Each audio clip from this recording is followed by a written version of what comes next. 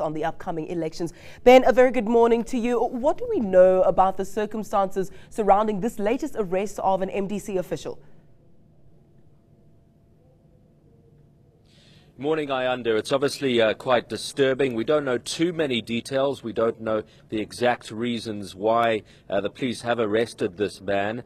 They say that it's because he needs to reveal his source as to how he found allegedly a box full of ballot papers in a bin marked with Morgan Tsvangirai's, with a cross next to Morgan Tsvangirai's face. These would have been from special votes. Members of the security forces, members of the police and some others were allowed to vote a couple of weeks ago, and obviously it would be very serious for the credibility of this election if these allegations are proved true.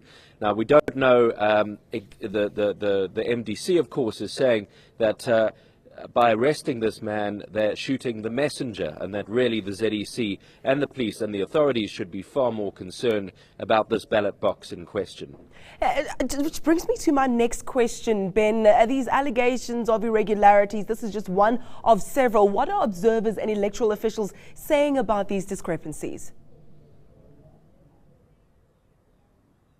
They're saying that we need to wait and see. You know, it's quite difficult to tell whether there is genuine cheating going on, whether there are genuine irregularities, or if it just is the result of a chaotic system, the result of a voter's roll that has not been compiled properly, for example. But there are concerns, serious concerns. I mean, we've spoken to a number of people here who have been registered in districts in which they've never lived, for example, districts which are a long, long way away from their homes.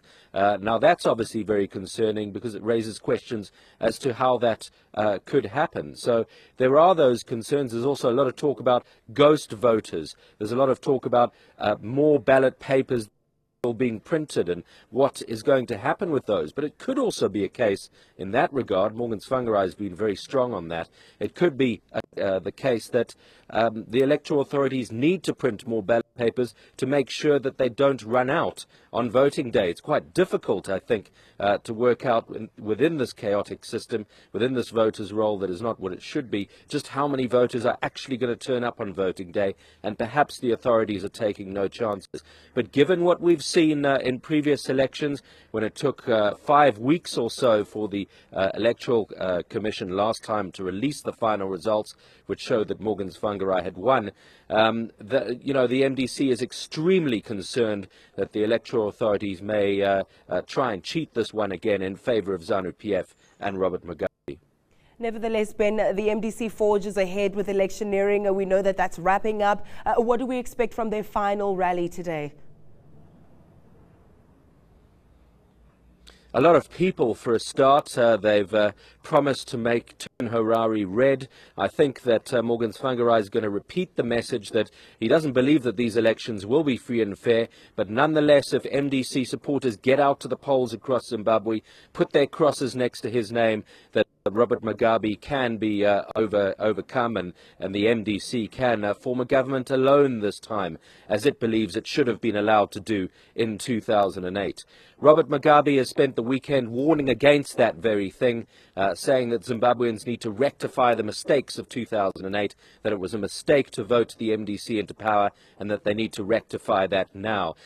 Robert Mugabe, interestingly, has also warned about events that we've seen in Egypt, for example. He said, look what happens, look at the chaos that follows when people depose their leaders. He's warned against that. But apart from an indigenization policy by Robert Mugabe and ZANU-PF, which is supposed to see more shares in companies transferred into black Zimbabwean hands, apart from that, the campaign message has been quite a negative one. It's been, often a history lesson about Zimbabwe's enemies in the West, supposed enemies in the West, the likes of Britain, and how they are funding the MDC. Very little positive there, whereas some of the other parties, I think, have been a little bit more forward-looking. But it's all going to come down to whether Zimbabweans on Wednesday feel that they're free to go out and put their cross next to the party that of their choosing. And bringing it back home now, Ben, why should South Africans care about what happens in Zimbabwe? I think it's very clear. I mean, the result of really 15 years of intense intense economic crisis in this country, and it's not over yet, is that millions of Zimbabweans have fled to South Africa. Now, South Africa has got its own social problems in terms of service delivery, in terms of providing education, in terms of providing health facilities, and quite frankly, the country can't afford to have millions of economic refugees and often political refugees flooding into the country. So from South Africa's point of view, I think it's very important that we see not only a stable Zimbabwe coming out of this electoral process, but also a Zimbabwe that can get back on its feet economically again.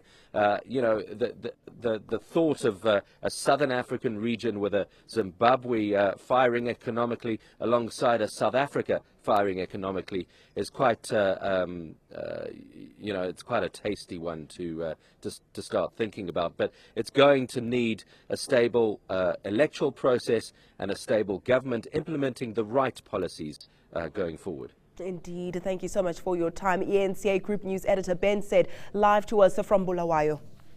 News that moves. eNCA.com.